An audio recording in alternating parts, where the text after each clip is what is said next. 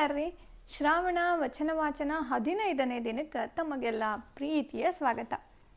ಇವತ್ತಿನ ದಿನ ಬಸವಣ್ಣನವರ ಕಾರ್ಯಕ್ಕೆ ಸದಾ ತುಳಿತಾ ಬಂದಂಥ ಕೊಂಡಿ ಮಂಚಣ್ಣ ನಿಮಗೆ ಗೊತ್ತದ.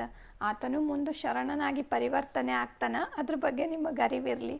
ಇವತ್ತು ಅವನ ಮಡದಿ ಹೇಳಿದಂಥ ಒಂದು ಸರಳ ವಚನವನ್ನು ಕೇಳೋಣಂತ.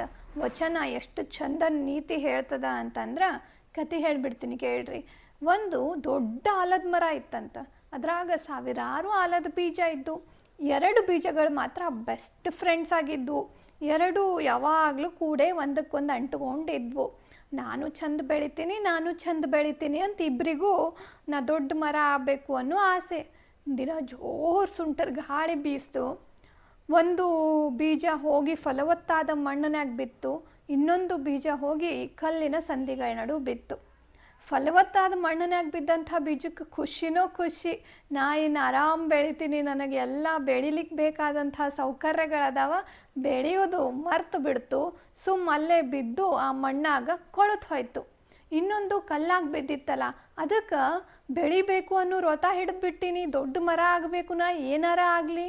ನನ್ನ ಫ್ರೆಂಡಿಗೂ ಹೇಳಿಬಿಟ್ಟಿನಿ, ಅವ ಬೆಳಿತಿರ್ಬೋದು, ಬಹುಶಃ ಬೆಳತ್ನೋ ಕೊಳತ್ನೋ ಅವನದೇನಾರ ಆಗಲಿ, ನಾ ಮಾತ್ರ ಬೆಳಿಬೇಕು ಅನ್ನೋ ಛಲ ಇಟ್ಕೊಂಡು ಜೀವ ಹಿಡ್ಕೊಂಡು ಕೂತಿತ್ತು.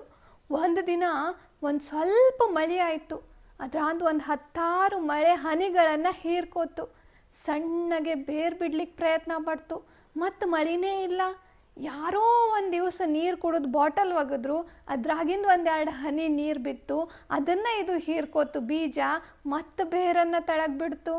ಅಂಥ ಕಲ್ಲಿನ ನಡುವ ತನ್ನ ಬೇರುಗಳನ್ನು ಹರಡಿಸಿ ವರ್ಷಗಳು ಕಳೆದ ಮೇಲೆ ಒಂದಿಷ್ಟು ಹಸಿರು ಚಿಗುರ್ತು.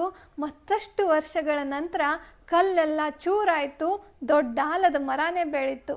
ಅಂಥ ಸಂದಿಗ್ಧ ಪರಿಸ್ಥಿತಿಯೊಳಗೂ ಬೆಳಿಬೇಕು ಅನ್ನೋ ವ್ರತ ಹಿಡ್ದೀನಿ ಅನ್ನೋ ಕಾರಣಕ್ಕೆ ಕಲ್ಲಾಗೂ ಬೇರು ಬಿಟ್ಟು ಬೆಳೆದಂಥ ಆಲದ ಮರ ನಾವು ಆಗ್ತೀವೋ, ಹೆಂಗಿದ್ರೂ ಬೆಳಿತೀನಿ, ಫಲವತ್ತಾದ ಮಣ್ಣದ ಅಂಥೇಳಿ ಬೆಳಿಲಿಕ್ಕೆ ಪ್ರಯತ್ನನೇ ಮಾಡದೆ ಕೊಳತು ಹೋಗುವ ಆಲದ ಮರ ನಾವು ಆಗ್ತೀವೋ, ಅದು ನಮಗೆ ಬಿಟ್ಟಿದ್ದು. ಕೊಂಡಿ ಮಂಚಣ್ಣನ ಪುಣ್ಯ ಸ್ತ್ರೀ ಲಕ್ಷ್ಮಮ್ಮ ಅದನ್ನೇ ಹೇಳ್ತಾಳೆ 2 ಸಾಲಿನಾಗ. ವಚನ ಕೇಳಬೇಡ್ರಿ. ಆಯುಷ್ಯ ತೀರಲು ಮರಣ, ವ್ರತ ತಪ್ಪಲು ಶರೀರ ಕಡೆ, ಮೇಲು ವ್ರತವೆಂಬ ತೂತರ ಮೆಚ್ಚ ನಮ್ಮ ಅಗಜೇಶ್ವರ ಲಿಂಗವು. ಆಯುಷ್ಯ ಮುಗಿದ್ಮೇಲೆ ನಾವು ಇರ್ತೀವಂದ್ರೂ ಇರೋಕ್ಕೆ ಸಾಧ್ಯ ಇಲ್ಲ.